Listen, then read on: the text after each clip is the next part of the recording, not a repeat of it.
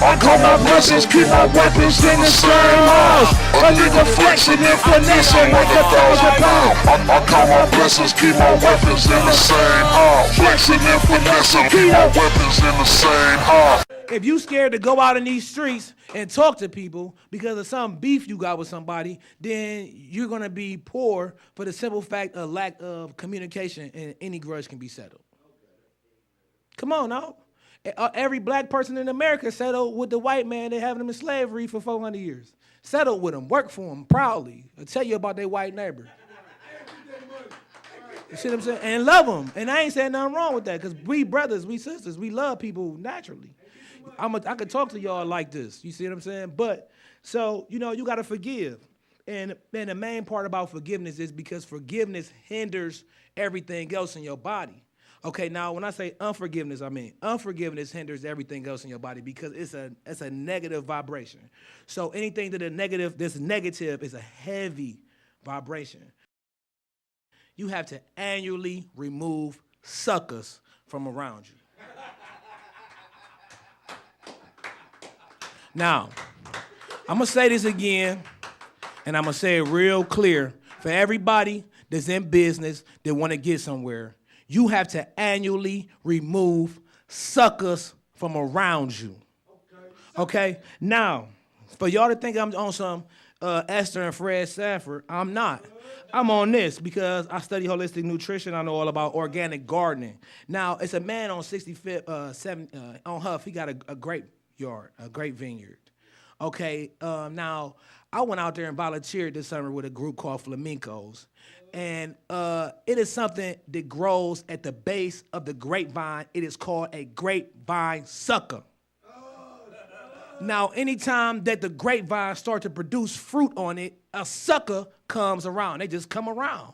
And it starts to sap all of the energy and all of the fruit and all of the sweetness out of the grapes.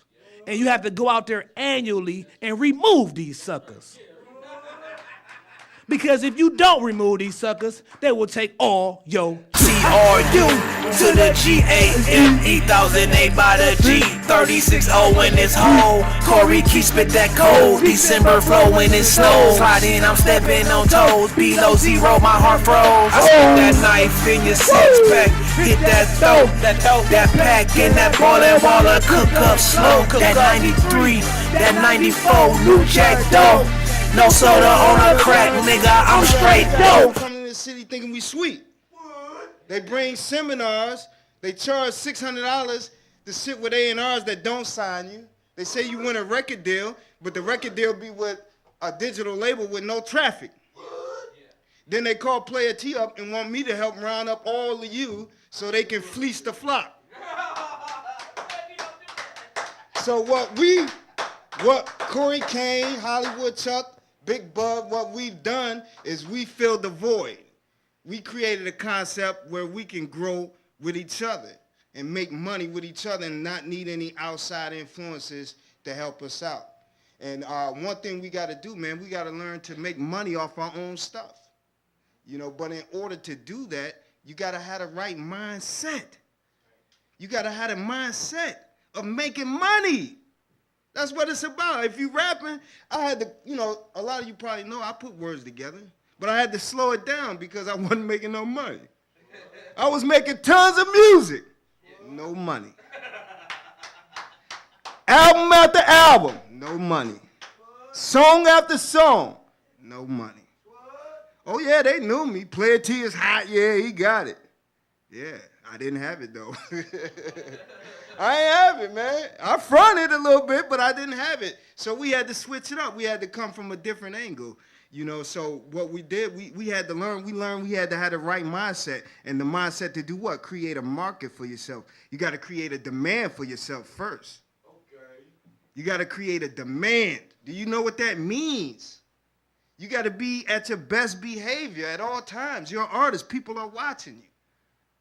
You know, your product got to be A1. You know, flat out. No half-ass stuff, man. Let me give you a little background. We've been doing this now for 10 years. Okay. Yeah. I said doing this, not nothing else. not working a job, not going to Ford plant, not on 105 with the rocks, although I don't knock that. You know, none of that. We did this, man, for 10 years. 8 years live on the web. Matter of fact, we were the first to broadcast live over a social network, MySpace. I think it's important to give y'all the history, so we're gonna catch up.